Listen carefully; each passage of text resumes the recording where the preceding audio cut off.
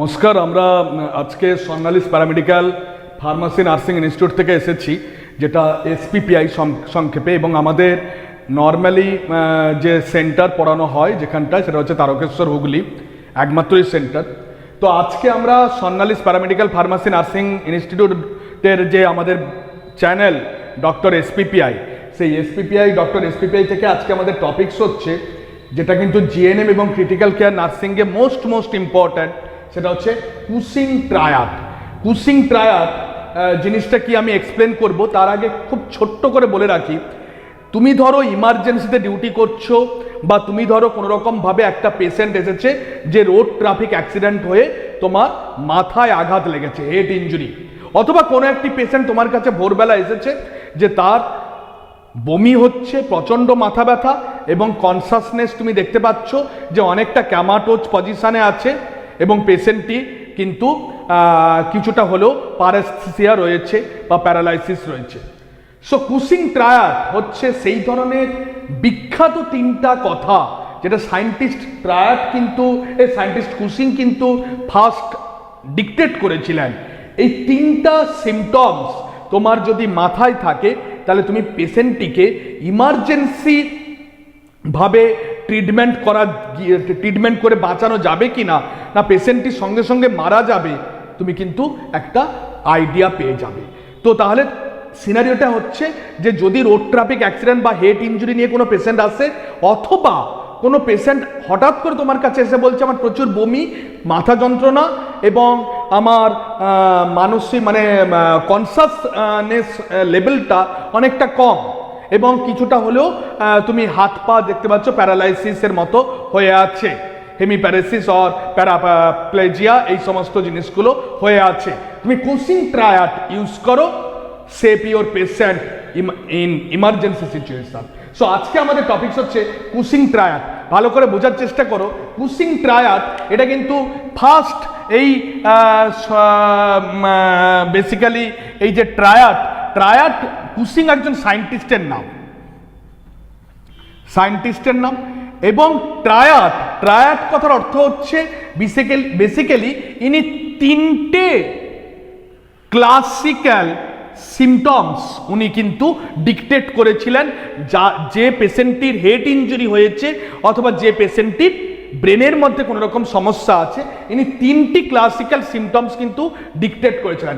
First symptoms হচ্ছে hyper tension যদি পেশেন্টটির থাকে, মানে কি হাইপার টেনশন মানে কি, হাই ব্লাড প্রেসার নর্মাল লেভেলের থেকে যদি বেশি থাকে, that is called hypertension. Second উনি ডিকটেট করেছিলেন bradycardia. What is bradycardia? Brady মানে কম, মানে হার্ট রেট যখন নর্মাল রেঞ্জের থেকে কম, দ্যাট ইজ কল্ড ব্র্যাডিকার্ডিয়া। 3 নম্বর উনি ডিকটেট করলেন, সেটা হচ্ছে সিন স্ট্রোক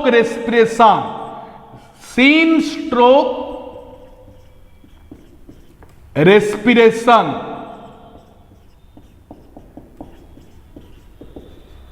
এই তিনটা ক্লাসিক্যাল সিমটমসের মধ্যে যে কোনো দুটো সিমটমস যদি তোমার জীবন দশায় ইমার্জেন্সিতে বা আইসিইউতে বা ওটিতে বা কোথাও তুমি যদি পেয়ে থাকো, তাহলে দ্যাট ইজ ভেরি ডেঞ্জারাস, এবং your patient is going two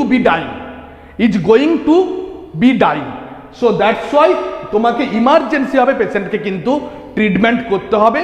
এবং এই তিনটা সিমটমস, হাইপার টেনশন থাকবে বা ব্লাড প্রেসার অনেকটা উঁচুর দিকে থাকবে, ব্র্যাডিকার্ডিয়া মানে হার্ট রেট কম থাকবে, এবং সিনস্ট্রোক রেসপিরেশন এক ধরনের স্পেশাল টাইপ অফ রেসপিরেশন আমরা আলোচনা করছি।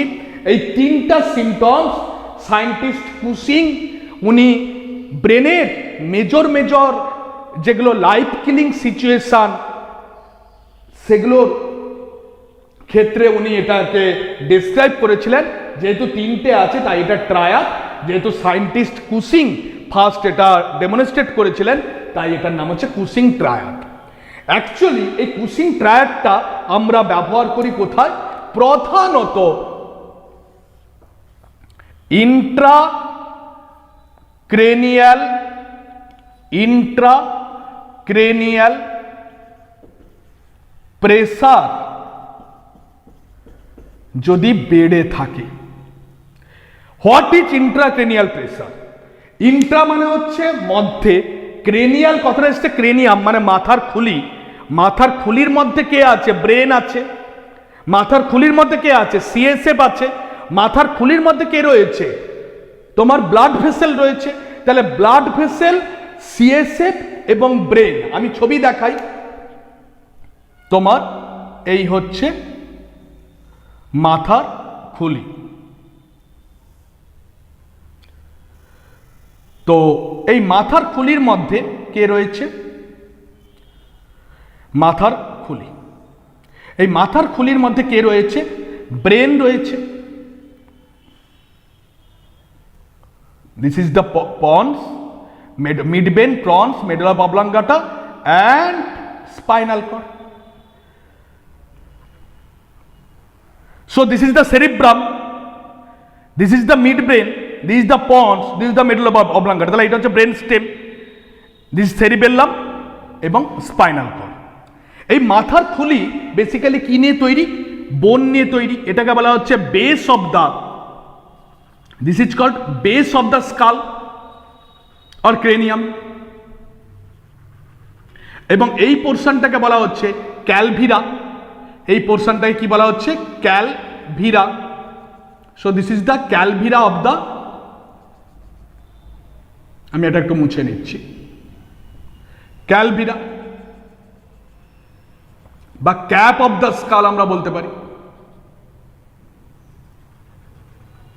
তার মানে আমি দেখতে পাচ্ছি এটা, এই যে মাথার খুলি বা ক্রেনিয়াম, এটা হচ্ছে বেসিক্যালি একটা রিজিড বাক্স, মানে একটা বনি রিজিড বাক্স। তার মানে এই বনি রিজিড বাক্সে কে রয়েছে? দেখতে পাচ্ছি ব্রেন প্যারেনকাইমাল টিস্যু রয়েছে। এবং আমরা জানি যে ব্রেনটি বাইরে এবং ভেতরে একটা ফ্লুইডে ভাসছে, বাইরে এবং ভিতরে একটা ফ্লুইডে ভাসছে। এই ফ্লুইডটার নাম হচ্ছে কি? এই ফ্লুইডটার নাম হচ্ছে সেরিব্রোস্পাইনাল ফ্লুইড। Cerebrospinal fluid. এবং পাশাপাশি ব্রেনে কিছু ব্লাড ভেসেল রয়েছে। এইখানে তোমার ভার্টিব্রো ব্যাসিলার আর্টারি গেছে, দিয়ে তোমার ব্লাড সাপ্লাই করেছে। এখানে তোমার ক্যারোটিড আর্টারি প্রবেশ করে ব্লাড সাপ্লাই করেছে। ব্রেনের ব্লাড সাপ্লাই প্রধানত দু ধরনের আর্টারিয়াল সিস্টেম থেকে হয়। একটা হচ্ছে ভার্টিব্রো ব্যাসিলার সিস্টেম এবং ইন্টারনাল ক্যারোটিড আর্টারিয়াল সিস্টেম। এবং এই ইন্টারনাল ক্যারোটিড আর্টারি এবং ভার্টিব্রো ব্যাসিলার আর্টারি একটা সার্কেল তৈরি করে, যাকে আমরা বলি সার্কেল অফ উইলিস, কারণ কি অ্যানাস্টোমোসিস করে। তো এই যে স্ট্রাকচারগুলো রয়েছে, এই স্ট্রাকচারগুলো একটা রিজিড বাক্সের মধ্যে রয়েছে। এই স্ট্রাকচারগুলোর মধ্যে কোনো একটির পরিমাণ যদি বাড়াতে হয়, তাহলে অপর দুটির পরিমাণ কমাতে হবে। ধরো আমি এই স্ট্রাকচারগুলোর মধ্যে আমি কি করলাম না, এই যে সিএসএফ, সেরিব্রোস্পাইনাল ফ্লুইড, এই সেরিব্রোস্পাইনাল ফ্লুইডের পরিমাণটাকে আমি বাড়িয়ে দিলাম। তাহলে সেরিব্রোস্পাইনাল ফ্লুইডকে যদি বাড়াতে হয়, তাহলে অপর দুটোর পরিমাণ কমাতে হবে। তার মানে প্রেসার কার উপর পড়ছে? ব্রেনের উপর প্রেসার পড়ছে। এবং প্রেসার কার উপর পড়ছে? ব্লাড ভেসেলের উপর প্রেসার পড়ছে। মানে অপর দুটোকে সংকুচিত হতে হবে। যখনই সংকুচিত হতে হয়, তখন তুমি জানো এই যে মেডুলা অবলাঙ্গাটা, এই মেডুলা অবলাঙ্গাটার নিচে একটি ইম্পর্ট্যান্ট গর্ত রয়েছে। এই গর্তটাকে আমরা বলি ফোরামেন অফ ম্যাগনাম। এই গর্তটাকে আমরা কি বলি? Foramen of Magnum. এই ফোরামেন অফ ম্যাগনাম কেন একে বলা হচ্ছে সব থেকে বড় foramen? So this is your foramen of Magnum. So this is the foramen of Magnum. তাহলে যখন আমি সিএসএ প্রেসারটা বাড়ছে, তখন সেটা ব্রেনের উপর চাপ পড়ছে, তখন ব্রেনটা হঠাৎ করে উপরের দিকে নিচের দিকে, মানে ব্রেনটা যখন চাপ পড়বে তখন চিপসে যাবে এবং ব্রেনটা হঠাৎ করে নিচের দিকে এরকম, ব্রেনের যে তোমার মেডুলা অবলাঙ্গাটার পোর্শনটা হঠাৎ করে নিচের দিকে এরকম ভাবে নেমে আসবে। একে আমরা বলে থাকি herniation. Actually what is hernia? और হার্নিয়েশন। হার্নিয়েশন মানে প্রজেকশন, নির্দিষ্ট জায়গা থেকে প্রজেকশন হয়, ঠেলে বেরিয়ে আসা অথবা ইন্টারনালি ঠেলে ঢুকে যাওয়া। তো এখানে দেখো ব্রেনের টিস্যুটা কি করছে, প্রজেকশন হচ্ছে কোথায়, ডান দিকে, নিচের দিকে। সো ডাউনওয়ার্ড হার্নিয়েশন হচ্ছে থ্রু কোথায়, ফোরামেন অফ ম্যাগনাম দিয়ে। So that's Y CSF pressure যদি বাড়ে তাহলে কিন্তু আমাদের ইন্ট্রাক্রেনিয়াল প্রেসার কিন্তু অনেকটা বেড়ে যাবে, এবং ইন্ট্রাক্রেনিয়াল প্রেসার যদি বাড়ে তাহলে কিন্তু ব্রেনে কিন্তু রক্ত সাপ্লাই কমে যাবে এবং ব্রেন কিন্তু ড্যামেজ হবে। আমরা এই যে ব্রেনে রক্ত সাপ্লাই অ্যাকচুয়ালি কোত্থেকে হচ্ছে না, অ্যাকচুয়ালি তোমার এইখানটায় রয়েছে তোমার ক্লাসিক্যাল হৃৎপিণ্ড, এইখানে রয়েছে তোমার ক্লাসিক্যাল হৃৎপিণ্ড, এবং এই হৃৎপিণ্ডে কি রয়েছে, মহাধমনী বা যাকে আমরা অ্যাওর্টা বলি। অ্যাওর্টার কটা পার্ট, অ্যাওর্টার ক্লাসিক্যালি 3টে part, one is ascending aorta,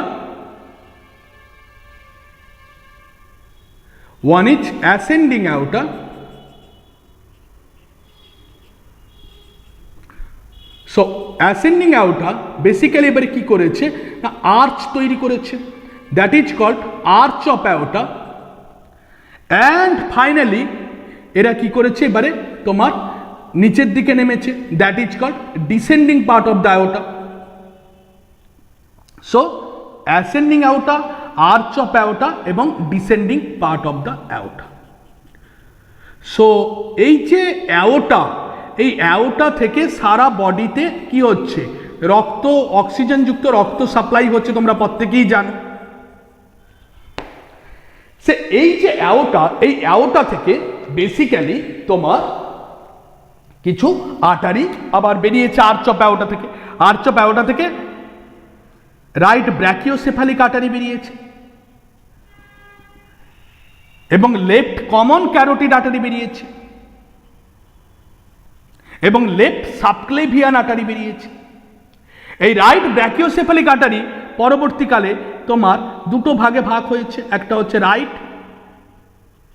common carotid artery এবং তারপরে কি হয়েছে, রাইট সাবক্লেভিয়ান আর্টারি। তাহলে হার্ট থেকে অ্যাওর্টা, আর্চ অফ অ্যাওর্টা থেকে তিনটে ডিরেক্ট ব্রাঞ্চ বেরিয়েছে, one is right brachiocephalic artery, left common carotid artery এবং left subclavian artery. Right brachiocephalic artery further দুটো ব্রাঞ্চে ভাগ হয়েছে, that is the right common carotid artery এবং রাইট সাবক্লেভিয়ান আর্টারি।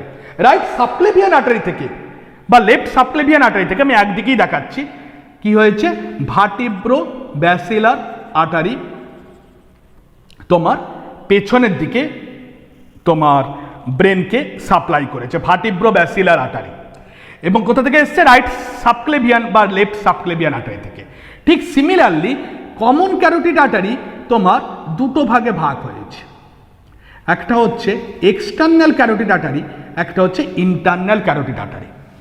তো এক্সটার্নাল ক্যারোটিড আর্টারি এবং internal carotid artery, actually internal carotid artery basically এবারে কি করেছে না, তোমার ব্রেনের মধ্যে প্রবেশ করে ব্রেনের বিভিন্ন পার্টকে সাপ্লাই করেছে। তাহলে আমরা কটা আর্টারি পাচ্ছি, দ্যাট ইজ ভার্টিব্রো ব্যাসিলার আর্টারি এবং ইন্টারনাল ক্যারোটিড আর্টারি, এবং এটা ব্রেনের টিস্যুকে সাপ্লাই করেছে। এই যে সাপ্লাই করতে গেলে তাহলে কি করতে হবে, হার্টকে পাম্প করতে হবে। হার্ট যদি জোরে পাম্প না করে তাহলে রক্ত এখানে ব্রেনে পৌঁছবে না। তাহলে কার্ডিয়াক আউটপুটের গবেষণায় দেখা গেছে অ্যাপ্রক্সিমেট 20% কার্ডিয়াক আউটপুট কিন্তু ব্রেনে রক্ত সাপ্লাই করতে যথেষ্ট। বাট ব্রেনে রক্ত সাপ্লাই করার জন্য তাহলে হার্টকে কিন্তু ফোর্সফুল পাম্প করতে হবে। বাট হার্ট যতটা পাম্প করছে, যে প্রেসারে পাম্প করছে তার থেকে বেশি প্রেসার যদি এখানে হয় তাহলে ধরো হার্ট পাম্প করছে, আমি ধরলাম সিস্টোলিক ব্লাড প্রেসার ধরো এখানটায় 120 ধরো মিলিমিটারে হার্ট পাম্প করছে। এখানে প্রেসার দেখা গেল সেখানে 300 মিলিমিটার। আমি কথায় আমি 300 মিলিমিটার যাই না, বাট তবু আমি কথায় বলছি। তাহলে এতটা প্রেসার মাথার মধ্যে, আর হার্ট মাত্র পাম্প করছে 120 মিলিমিটার। আমি জাস্ট এক্সাম্পল দিচ্ছি, 300-তে যায় না। 120 আর 300 কোনটা বড়? 300 বড়। তাহলে 300-কে ওভারকাম করার জন্য হার্টকে আরো ফোর্সফুল পাম্প করতে হবে এবং ব্লাড ভেসেলগুলোকে চেপে চেপে রক্ত পাঠাতে হবে। অ্যাকচুয়ালি কি হয় আমারও ডিটেলসে বলছি। অ্যাকচুয়ালি এই যে প্রেসারটা, এই প্রেসারটা বেসিক্যালি একে আমরা বলছি intracranial pressure.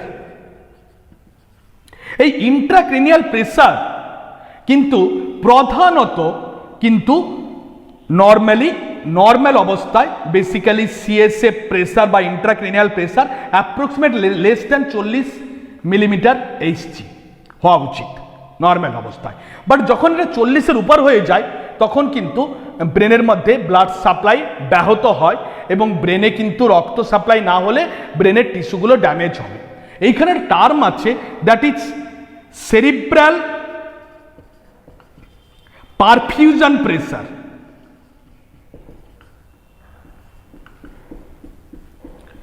Equal two cerebral perfusion pressure equal two, তাহলে ইন্ট্রাক্রেনিয়াল প্রেসার মানে কি? ইন্ট্রাক্রেনিয়াল প্রেসার মানে বেসিক্যালি ব্রেনের প্রেসার, ব্রেনের একটা ওয়েট আছে, তাহলে ব্রেন ওয়েট বলতে পারি plus CSF pressure. Normal CSF pressure কত? অ্যাপ্রক্সিমেট 10 থেকে 15 মিলিমিটার, অ্যাপ্রক্সিমেট 10 থেকে 15 মিলিমিটার, এবং আর বাকি আদার টিস্যুর ওয়েট। তাহলে এই টোটাল মিলে হচ্ছে ইন্ট্রাক্রেনিয়াল প্রেসার। ভালো করে বুঝো, এই টোটাল মিলে হচ্ছে ইন্ট্রাক্রেনিয়াল প্রেসার। আমার এখানকার সিচুয়েশনে ইন্ট্রাক্রেনিয়াল প্রেসার ধরো অনেকটা বেড়ে গেছে। তো অনেকটা বেড়ে গেলে তাহলে যে কোনো একটি ব্রেন তো আর হয়তো বাড়তে পারে, ব্রেনে যে টিউমার হয়, অথবা আমি ধরলাম এখানে সিএসএফ এর পরিমাণ বেড়ে গেছে, তার ফলে ইন্ট্রাক্রেনিয়াল প্রেসার বেড়েছে। তাহলে সিএসএফ এর পরিমাণ যদি বাড়ে তাহলে ইন্ট্রাক্রেনিয়াল প্রেসার বাড়বে। তাহলে সেরিব্রাল পারফিউশন প্রেসার কথার অর্থ হচ্ছে mean arterial blood pressure, mean arterial blood pressure minus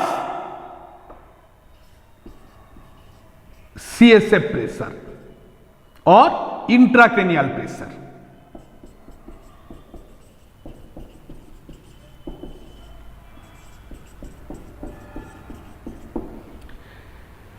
তাহলে দেখো সেরিব্রাল পারফিউশন প্রেসার মানে হচ্ছে সেই ধরনের প্রেসার যে প্রেসার থাকার ফলে রক্তটা পুরো ব্রেনকে সুন্দরভাবে ধুইয়ে দিচ্ছে। পারফিউশন মানে ধুইয়ে দেওয়া, আর রক্ত ধুইয়ে দেওয়া মানে অক্সিজেন খাদ্যবস্তু পৌঁছাচ্ছে।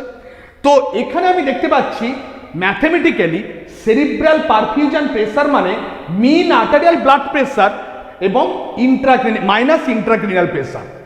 তার মানে তুমি যদি এই সিচুয়েশনে কি হয়েছে, ইন্ট্রাক্রেনিয়াল প্রেসার বেড়েছে, এই সিচুয়েশনে কি হয়েছে, ইন্ট্রাক্রেনিয়াল প্রেসার বেড়েছে, তাহলে তুমি যদি এখানে ইন্ট্রাক্রেনিয়াল প্রেসারটাকে বাড়িয়ে দাও তাহলে আলটিমেট কে কমছে? আলটিমেট কিন্তু কমছে তোমার সেরিব্রাল পারফিউশন প্রেসার কিন্তু কমছে। তো ইন্ট্রাক্রেনিয়াল প্রেসারকে যদি আমি বাড়িয়ে দিই তাহলে সেরিব্রাল পারফিউশন প্রেসার কমছে। তাহলে সেরিব্রাল পারফিউশন প্রেসার মানে আমি কি বললাম?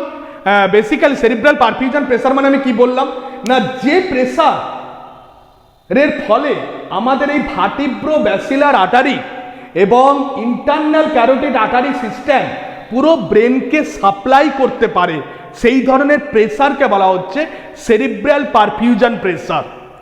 আর মিন আর্টেরিয়াল প্রেসার কাকে বলা হয়? What is mean arterial pressure? না, মিন আর্টেরিয়াল প্রেসার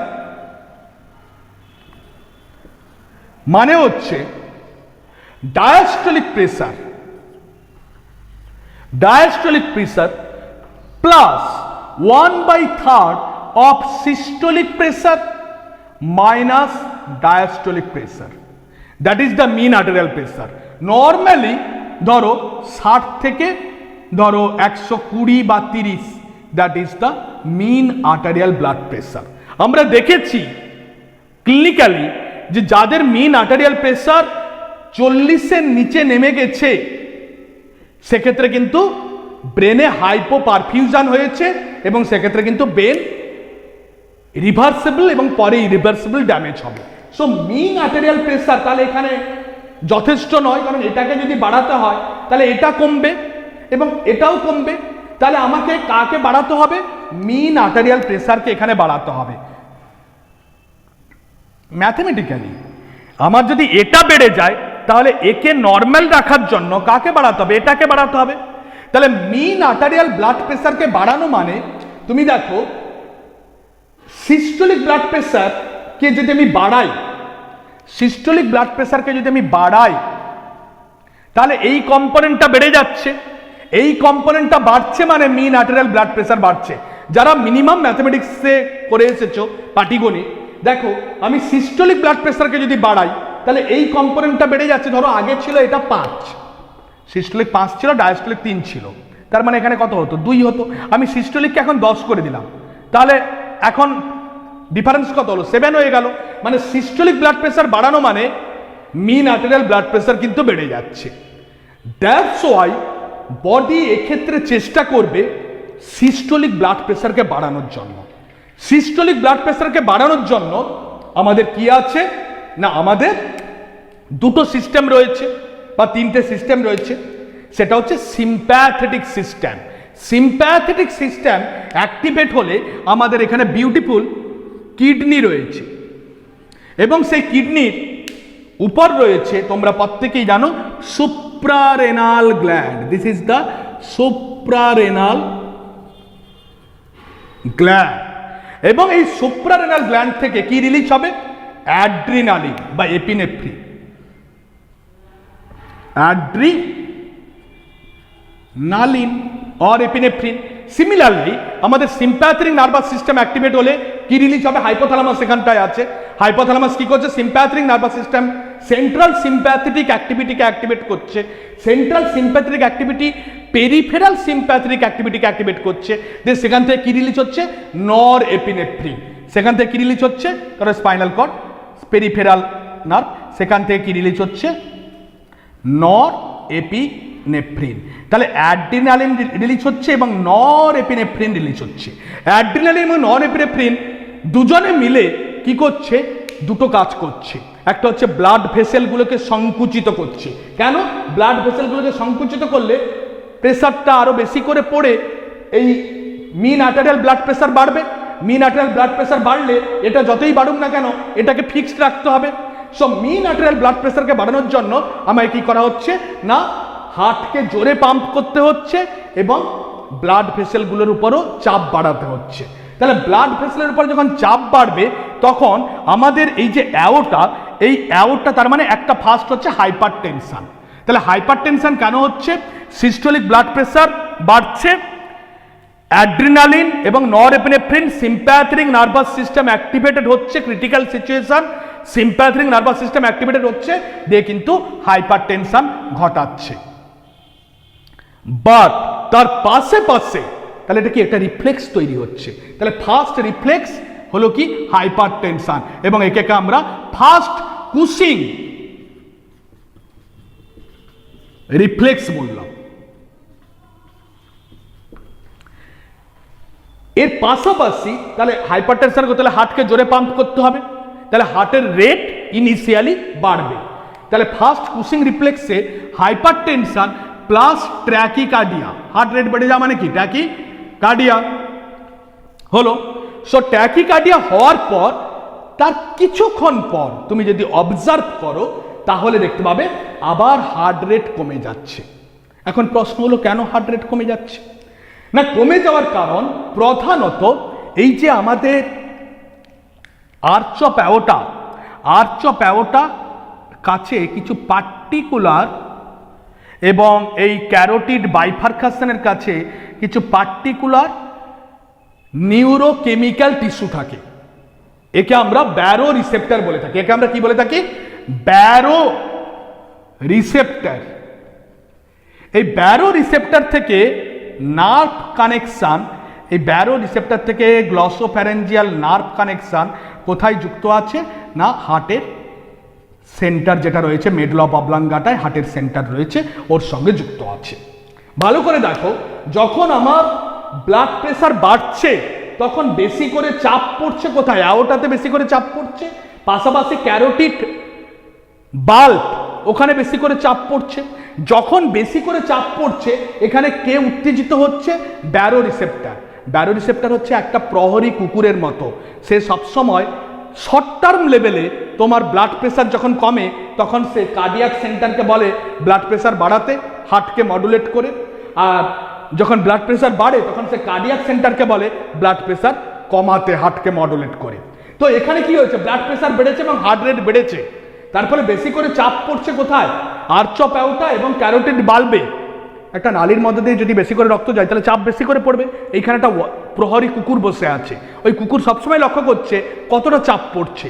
চাপ যদি অত্যধিক বেড়ে যায় সঙ্গে সঙ্গে সেই কুকুর ঘেউ ঘেউ করে তোমার কি করছে না, ব্রেন স্টেম বা মেডুলা অবলাঙ্গাটায় এক ধরনের ইম্পর্ট্যান্ট সেন্টার রয়েছে, that is called cardiac centre.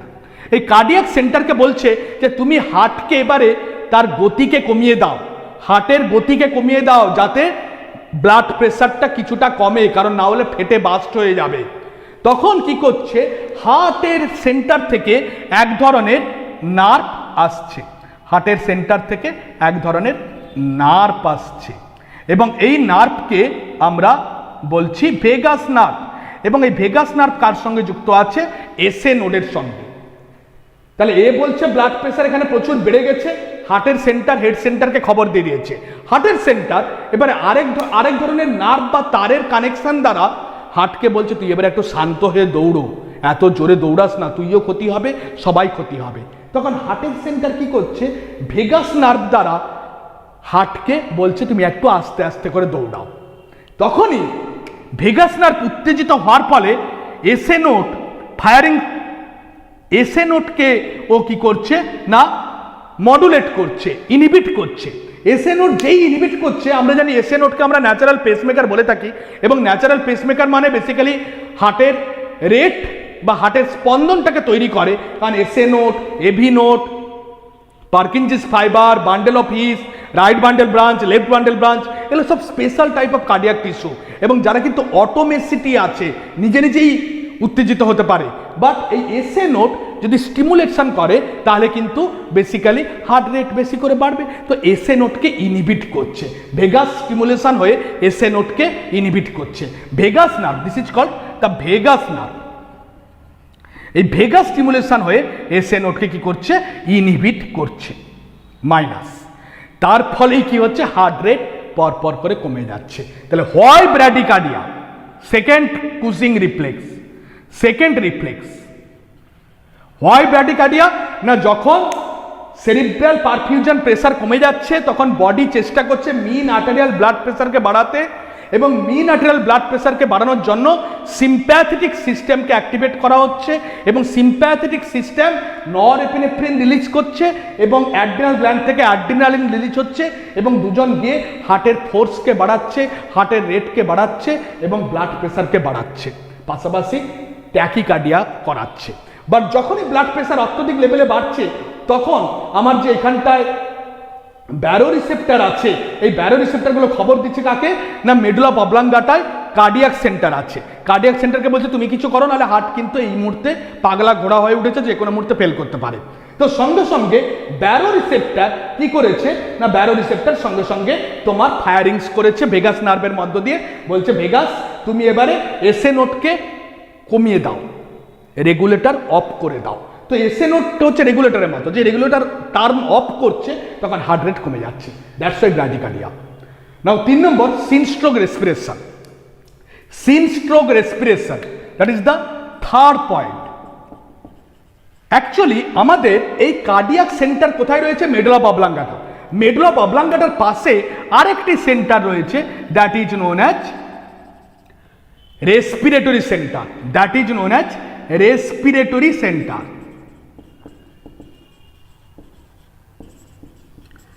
এই রেসপিরেটরি সেন্টার দেখো এখানে তো প্রেসার প্রচুর বেড়ে আছে, তারপর রেসপিরেটরি সেন্টার কি হচ্ছে? চেপে গেছে। রেসপিরেটরি সেন্টার যখনই চেপে যাবে, সেটা হার্নিয়েশনের আগের মুহূর্ত হোক যাই হোক, তখন কি হবে? এক ধরনের পার্টিকুলার টাইপ অফ রেসপিরেশন হবে। কি হচ্ছে? না প্রথম অল্প অল্প করে রেসপিরেশন, তারপর কি হচ্ছে হঠাৎ করে জোরে জোরে বাড়লো, তারপর কি হচ্ছে বন্ধ হয়ে গেল, তারপর কি হচ্ছে অল্প অল্প করে শুরু হলো, তারপর কি হচ্ছে হঠাৎ করে জোরে জোরে বাড়লো। তাহলে এই ধরনের প্যাটার্ন মানে কি স্যালো এবং rapid respiration, then deep and rapid respiration, then পুরোপুরি স্টপ, একে আমরা কি বলি অ্যাপনিয়া, দেন আবার স্যালো রেসপিরেশন, আবার deep and rapid respiration, then আবার অ্যাপনিয়া। এই ধরনের pattern that is very dangerous type of pattern, এবং এই প্যাটার্ন কিন্তু মৃত্যুর ঘটনাকে প্রধানত আহ্বান করে, এবং একে আমরা বলি Cheyne Stokes respiration. This is the third reflex, this is the third reflex. এবং এই তিনটা রিফ্লেক্স, আচ্ছা এটা কেন হচ্ছে আবার বলি, যে আমাদের এই যে মেডুলা অবলাঙ্গাটায় রেসপিরেটরি সেন্টার আছে, সেই রেসপিরেটরি সেন্টারের উপর চাপ পড়ছে, চাপ পড়ার ফলে এই ধরনের প্যাটার্নের রেসপিরেশন হচ্ছে। প্রথমে, তারপর হচ্ছে স্টপ, আবার একটু হালকা হালকা নিঃশ্বাস নিচ্ছে, দিয়ে আবার জোরে জোরে নিঃশ্বাস নিল, দিয়ে stop. That is called Cheyne Stokes respiration. তো Cheyne Stokes respiration third number reflex. তাহলে first number reflex hypertension and tachycardia, second number reflex bradycardia, third number reflex Cheyne Stokes respiration. এই তিনটা রিফ্লেক্সকে আমরা তিনটা ট্রায়াঙ্গেল দিয়ে আমরা প্রকাশ করেছি বলে, তাই এই তিনটা রিফ্লেক্সকে আমরা একসঙ্গে বলে থাকি কুসিং ট্রায়াড। এই কুসিং ট্রায়াড যদি হয়, পেশেন্টকে ইমার্জেন্সি ভাবে ট্রিটমেন্ট করতে হবে। আমরা কিভাবে ট্রিটমেন্ট করতে হবে, আর কেনই বা সিএসএফ প্রেসার বা ছাড়া বা ইন্ট্রাক্রেনিয়াল প্রেসার বাড়ার জন্য কিভাবে এরা দায়ী, সেটা আমরা নেক্সট ভিডিওতে আলোচনা করছি। যদি ভালো লেগে থাকে তাহলে সবাই লাইক করো, শেয়ার করো, ডক্টর এসপিপিআইকে এগিয়ে নিয়ে যাও। আমরা আরও অনেক ইনফরমেশান নিয়ে আসবো। প্রত্যেকটা নার্সিং এবং ফার্মাসি এবং ক্রিটিক্যাল কেয়ারের প্রত্যেকটা টপিকস আমরা একদম বাংলায় আলোচনা করব, কখনো কখনো ইংলিশ ব্যবহার করব, এবং একদম ছবি এঁকে এঁকে বোর্ডের মাধ্যমে আলোচনা করব। সবাই আমাদেরকে সাপোর্ট করো, একদম হাত জোড়ো করে রিকোয়েস্ট করছি প্রত্যেককে। যদি ভালো লেগে থাকে তাহলে মন থেকে অবশ্যই কিন্তু সাপোর্ট এবং লাইক এবং শেয়ার করো। থ্যাংক ইউ, নেক্সট পার্টে ফিরছি।